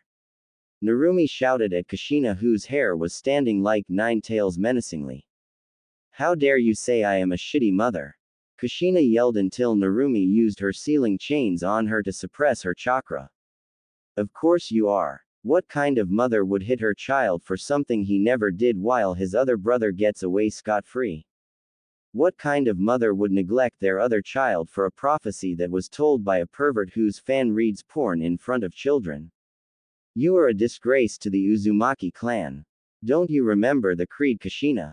What was it again? Oh, right. Family above all else. Now Naruto and Satsuki are dead because you never trained them. She told Kushina in anger as she threw Kushina out of the classroom while Aruka and her classmates were looking at her in fear except three particular kids while Kushina ran away crying. I think I'm in love. Hanabi said while looking and blushing towards Narumi while Akiza, who was surprised that Hanabi was and T stared at her as Alexis was making the give me gesture because he made a bet with T, who lost the bet while Hanabi was fingering herself and using her Byakugan to see under Narumi's clothing with a perverted look. Now I understand why Onisan had a crush on Naruto. Hanabi said to herself as Hanabi had gained a crush on Narumi but she kept it to herself and not even Hinata knew because they would ostracize her from the clan just for having a crush on a girl as well with the excuse of maintaining the Hyuga bloodline pure and the elders telling that girls love boys and vice versa. Especially when she remembered the incident when Arashi and Menma insulted Naruto's name again because the new bridge in Wave Country was dubbed the Great Naruto and Satsuki Bridge in honor of the two heroes who stopped Gato and his goons as they sacrificed their lives. She finally understood that Hinata was sabotaging her own potential for her so she doesn't get the caged bird seal as she becomes more resentful towards her own clan not knowing that there were more secrets that not even her and Hinata know about. Hinata had watched Naruto when they were younger, whenever she could. She wished that she could have helped him. She wished she could have watched him without having to worry about the consequences but she is the heir of the Hyuga and he was the pariah. Her love for Naruto that had started from a small crush on the day when he intervened in a bullying attempt on that snowy day and it kept on growing as she saw him struggle and lived his life in this harsh world. She felt connected to him, as they were both so similar. She is hated by her own family, it became worse after her mom died, and he was alone even among his own family until he met Satsuki and his sister Narumi. She even began to gain a crush on Satsuki as well, as she was a strong female who never took shit from anybody, unlike her. The family that provided warmth and happiness to others brought her despair. For her sister, she sacrificed her future and sabotaged her potential. The curse of being a Hyuga meant that her sister had to become a slave but her gentle heart could never allow it. She had promised her mother that she would protect Hanabi, and for that, she sacrificed it all. She held on and kept that secret even when everything beat her down. Her own father cursed her as a worthless and incompetent. Her sister that she loved more than life saw her as an incompetent trash just like the rest of the clan. The sister that would hold her hands and follow her around with her bright eyes, with her lovely voice asking questions had now turned into one of them.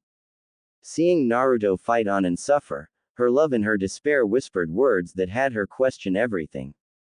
Naruto needs you. Let that little bitch understand where she stands. Show her what you can really do. Show her the cruel reality of the world. A mature voice spoke to Hinata. Why do you need to suffer? Why? Why? For what reason? What have they done to deserve such loyalty from us? The mother that only existed for 4 years, are you going to suffer for eternity? Hinata's darkness spoke to her. They don't deserve it. Go on, take the step and extend your hand towards him. Her darkness said to persuade her light.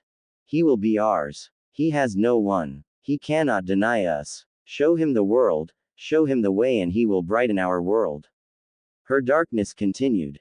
Break through this imaginary cage and ignore others, your desires take priority. Hinata had been tempted but she chose Hanabi over Naruto and stepped back. With her weak presence if she had interacted with Naruto, both of them would have been in trouble. Just like that day, when Naruto tried to save her, those children that tried to bully her had their families destroyed for daring affront the noble Hyuga clan. In this world, the powerful rule the world and the Hyuga were one of the ruling clans of Konohagakure. It didn't matter if they were kids or adults as it was basic knowledge to never mess with the clan children, especially the heir of the clan. The clans protected the village and in return, they had authority beyond the normal citizens and ninja. Hinata could choose to abandon Hanabi and become the heir she was meant to be and extend her hand to Naruto but she didn't. Something that she regretted to tell Naruto and her sister. And with the poor standing in the clan, she would have led to Naruto's increase in suffering. Hinata can't live if Naruto and Satsuki aren't alive, but she will honor them because they never want her to kill herself by becoming more confident and assertive woman who can and will kill anyone who slanders Naruto and Satsuki's names. As she became Enko's first student, as Hinata needed to be broken down before rebuilding her from scratch, as she began to wear more provocative clothes, her RTN design, that showed she has G-cup chest. Everybody that tried to flirt with her and even Nelly and the clan are scared of the new her, as her heart belongs to only Naruto and Satsuki, and that she made friends with Sakura's cousin Flare, who loves Naruto as well and could feel that he and Satsuki are alive somewhere away from this cesspool of a village. If they only knew. Meanwhile, with Naruto, Satsuki and Katsumi. Satsuki and Naruto went to celebrate. After what they did in Wave, they did decide to drink some alcoholic beverages, and after some beer and wine bottle they start to feel a bit frisky. Naruto and Satsuki, I love both of you with all my heart, and I don't care if you were human because you're the second Uzumaki and Uchiha that I have met to actually love me for who I am. Katsumi starts to speak after their drinking celebration started with some little drunk in her words, but Naruto and Satsuki's eyes bulged briefly when she said second, as if she met another pair before, but both became intoxicated quickly. Satsuki-chan, you are so why that I don't know what I will do without you. Naruto said to Satsuki, who blushed. And you, Katsumi-chan, you are so strong that gives you an appeal and aura of a very powerful woman, and I love beautiful and powerful women. Naruto said to Katsumi, who giggled. Oh Naruto-kun, please tell me more. Katsumi asks him as she sensed Naruto's words are truthful. Well, your hair is so soft that it can't be compared with silk. Your body figure is one that most females will kill, for it has the right proportions. Naruto answer with sincerity with how their drunk state is letting them go of their inhibitions. I believe that we are overclothed for what is to follow. Naruto said. At this, Katsumi start to undress Naruto by taking his shirt and kissing his pectorals with some love. Satsuki start to undress her pants with what she sees as making her hornier and her demands some attention. Oh. Satsuki starts to by viewing them as both Naruto Katsumi start to make out. Satsuki start to play with her over her panties. The both of you are so why and horny that I don't know what could happen if we continue to go forward. Satsuki said. She stops for a moment after deciding to help Katsumi in to get her out of her clothes by taking her jacket and then her shirt. During this, Naruto starts to undress of his pants and the girls are able to see the tent that starts to rise under Naruto boxers. Oh boy, the kunai that is in your boxers, Naruto-kun seems to want to go out at any moment. Katsumi said. After the three are horny as they are, they put little consideration and get their remaining clothes out of their bodies. Naruto decide to kiss Satsuki, going from simple kisses of mouth to French kisses. During this, Katsumi decide to play with Satsuki both s by groping them and pinching her s. Katsumi decide to play with Satsuki and by using her tails to arouse Satsuki and use one of her tails to give a tail job to Naruto's. That's it, you are doing a great job, Katsumi-chan. Naruto said. I want to go all the way out, but we must wait for a more intimate moment. For the moment we will take this foreplay. Satsuki and Katsumi said at the same time been coordinated. Naruto decide to use one of his hands to play with Katsumi by insert 2 fingers inside Katsumi. Naruto use his fingers to move and arouse Katsumi near an orgasm, and he decide to take his fingers out. The world is starting to spin all the way. I want to go to sleep. Naruto said because of how they have drank too much alcohol they start to get drowsy and end falling asleep and cuddle between them. Meanwhile in Kurigakure, Mei Terumi Uzumaki, who is a full Uzumaki but had to hide her clan name after she was adopted into the Terumi clan as a child, leading the rebellion against Yagura Karataki, the 4th Mizukage and the pseudo Jinchuriki of the coral user Sanbi, the 3 shrimp-tailed crab-turtle hybrid. Ever since the Third War, no one has seen the Sanbi. Mei suddenly sneezed because someone was having the time of his life and heard Ao saying the typical, in my youth, shit. Ao, shut up or die, Mei told him sweetly as he screamed like a little girl.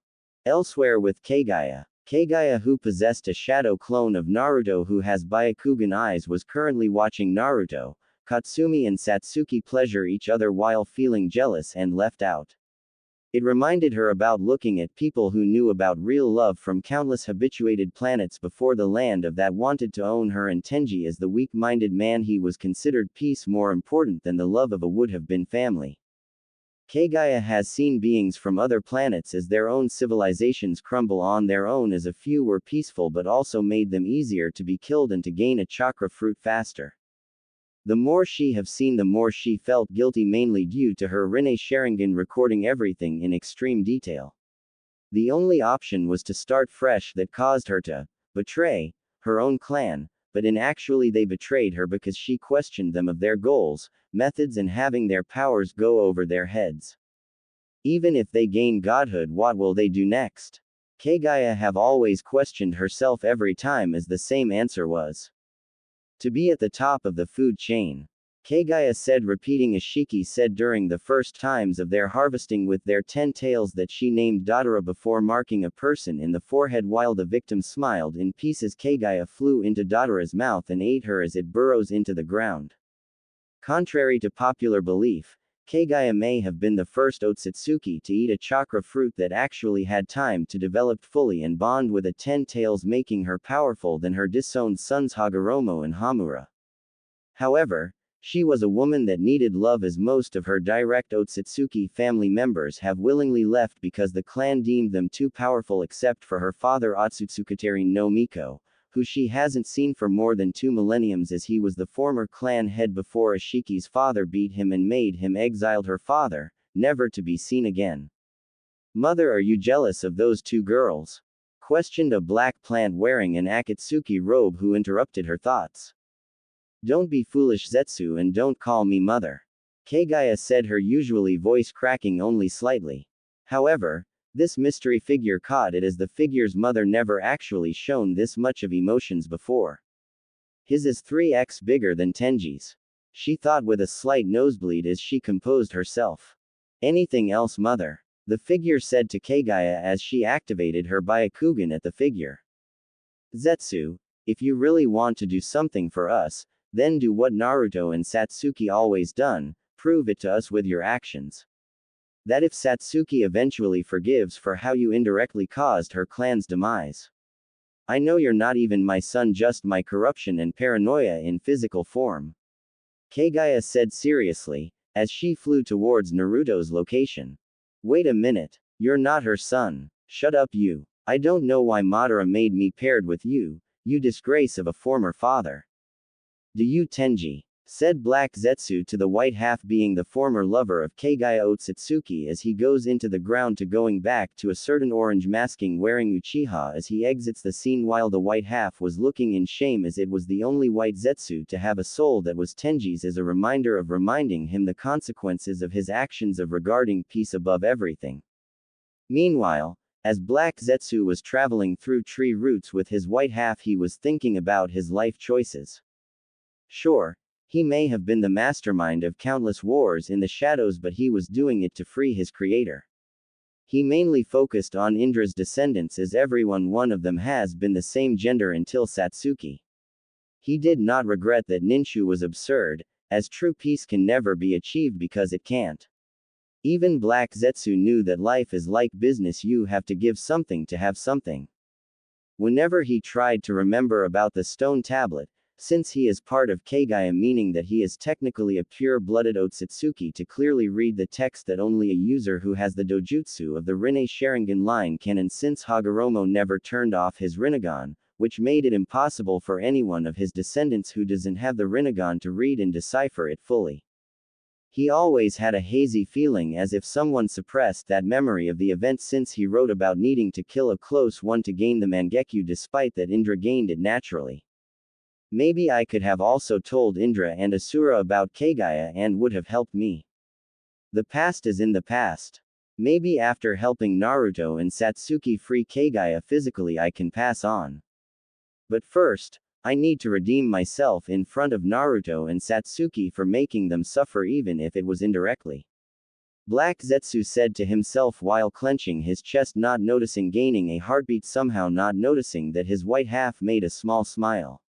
As he was feeling calmer all of a sudden as he made a few detours to Konohagakure and Mountains Graveyard to retrieve something that can help them on the long run with their awoken powers aside from Kaguya. Naruto's mindscape. After making her temporal home inside Naruto's mind as he gave her control to change the scenery to her old home of the land of the ancestors. While Kaguya appeared in a place that resembled her old bedroom as she was sleeping, as being with Naruto makes her feel safe, while Naruto was looking around and amazed on how he helped Kaguya remodel the place from her memories. As Naruto meditated near a pond until he heard a voice calling him. "Listen to my voice, my king." The voice said to Naruto as he turned around, a dark figure with Mangekyo Sharingan eyes that resembles his clan's symbol of the Uzumaki but longer. "Who are you?" Naruto asked, confused and wary of who it was, and what it was doing in his mindscape, since the only one present is Kaguya and sometimes Satsuki and Katsumi to train in secret, something that he respects. "Really, Naruto, you may not know me, but I have always watched you since birth as well," said the figure, circling Naruto, with the boy only being more confused at what the figure meant. "Hagoromo?" Naruto asked while the figure face-palmed. "Do not compare me with to that pathetic know-it-all that would listen to a pathetic disgrace of a toad than to his own family and thinks that he knows all when he knew nothing even when the biggest threat was looking at him right in the eyes." The figure ranted because it also hated Hagoromo as well when it heard about Kaguya's grandsons. "What are you talking about?" said Naruto, with the figure sighing in annoyance, before grabbing Naruto by the back of his head and forcing him to look at the water of the pond behind them, at his reflection, with the figure's head right next to Naruto's.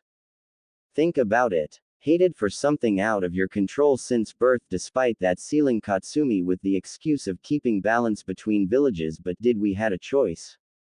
No, we didn't. Look at us. We were hated, despised, ostracized and neglected by our own family because a prophecy is more important than our needs. Those feelings don't go away, so where does it all go?" said the figure, with Naruto looking at their reflections as realization slowly dawned on him. "You," Naruto said, while turning his head to the figure, as it let him go. "Yes. Every dark thought and negative emotions you have suppressed before. I'm all of them given form when Katsumi tried to use me to free herself until Kaguya came into our lives. Or at least, a developing form. For simplicity's sake, call me Naruto. All the negative emotions you were feeling for years, they were too powerful and intense to suppress, but you actually embraced them the moment you had enough, leading to me getting an early wake-up call all those years ago, but I decided to explore until you awoke your emotions sensing ability. Now being able to contact you and speak with you," said Naruto, which was also the reason of establishing a subconscious connection between them. "Well, why are you here now, Naruto? And why did you bring me here since I accepted my whole being already?" Naruto asked, looking at his dark half warily, since Naruto wears his emotions of his sleeves, as it circled around and stood in front of him. "Simple, Naruto. Despite our similarities and how much I despise people having us as the scapegoat instead of taking the responsibility and fix it themselves, and for living in that ungrateful cesspool of hidden village that has caused our clan's demise. However, we are still the same being, and now you've seen the truth, that people, they never cared about you unless they gained something in return. To others, you're either an annoyance, a lost cause, or just something they can use to remember those they care about. They don't really see you for you, and they never cared," Naruto said as it put their hands on his shoulders. "But I care, I really care. I've been the one who was always there, even if you didn't know of me managing your emotions as well. I stayed by your side through the pain, loneliness, and hatred during childhood. And I'll always be with you and show everyone what truly happens when you mess with an Uzumaki. Besides, you also have Satsuki, Katsumi and Kaguya.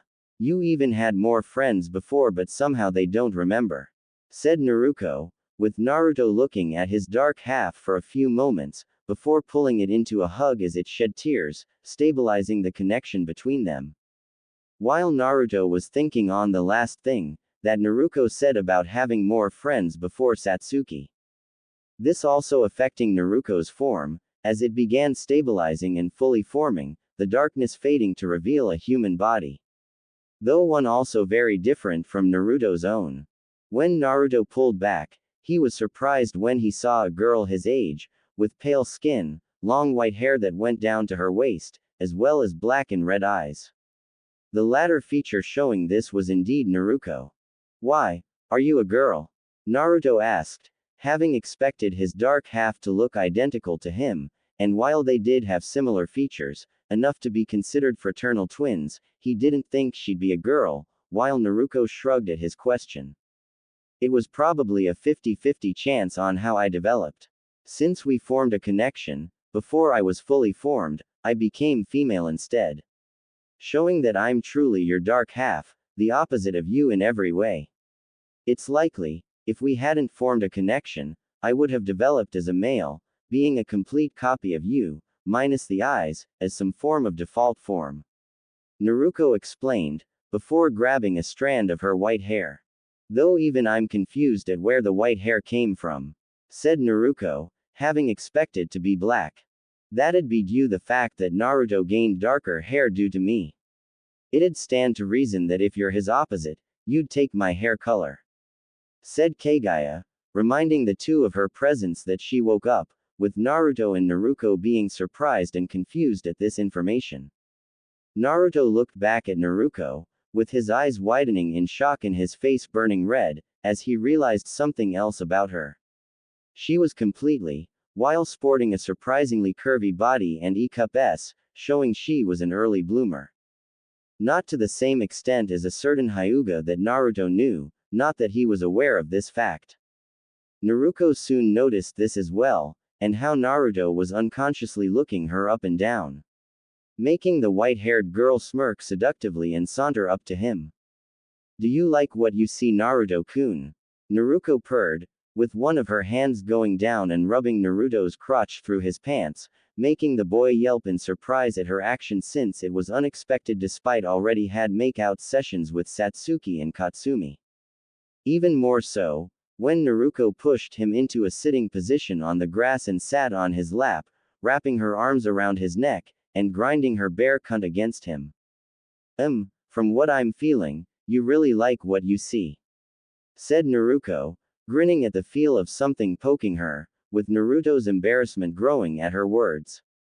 Just relax and let me help you. Naruto said while using her Mangekyo Sharingan to burn the memory so she doesn't forget it despite being on their own mind. Naruto, we're the same person. We can't do this. Naruto said, find the situation strange and a little weird despite having gained the interest of a chakra construct and a GILF who are way older than him, as he didn't care because he still has a big heart to give happiness to others that he can trust. Only to be cut off, while his mind temporarily short-circuited, when Naruto pulled him into a kiss and shoved her tongue into his mouth, with Naruto being too surprised to try and resist but something told him to let it happen. When Naruto pulled back, she looked at her light half with lidded eyes and leaned in close to his ear. That's technically true, but from the way I see things, we're different enough. I have my own consciousness and body, just as you have yours. Besides, don't forget that I am your dark half. I don't have the same moral compass, nor do I care about such taboos. In fact, I think it's really hot. Even you agree with me. Naruto whispered seductively, before his ear, with Naruto groaning as his mind and body were at war, in regards to what to feel now. But Kaguya is watching us, Naruto. Naruto told his dark half as Kaguya just stood there with her usual stoic face, but both Naruto and Naruto knows what she feels inside, envy that Naruto is direct with her feelings and sadness because Kaguya wanted to be loved again, to someone tell her that everything will be okay. Why don't we give her a show, Naruto-kun? Naruto said to her light half. Seeing this, Naruto began moving down and begun undoing Naruto's pants, eager to put her new body to use. Though before they could commit incest, or self-cest, Naruto wasn't really sure at the moment. He gained a moment of clarity. Right as Naruto slipped off his pants and was about to him off, Naruto quickly pushed her off of him and pulled her up to eye level, with his hands on her shoulders. While Kaguya was trying to look away but watched them as she felt a wet spot forming inside her kimono as she pulled a hand inside to rub her with a straight face. I need better clothing than these baggy clothes. Kaguya thought to herself. Naruto, please. Even if that's true, I can't right now since we just properly met and I don't want bad blood between us since I need to sort things out if I have been neglecting you. Said Naruto, since even if they weren't completely the same person, his heart wasn't in it right now. Naruto sighed in annoyance but understood his reluctance to keep going as she respects his choice.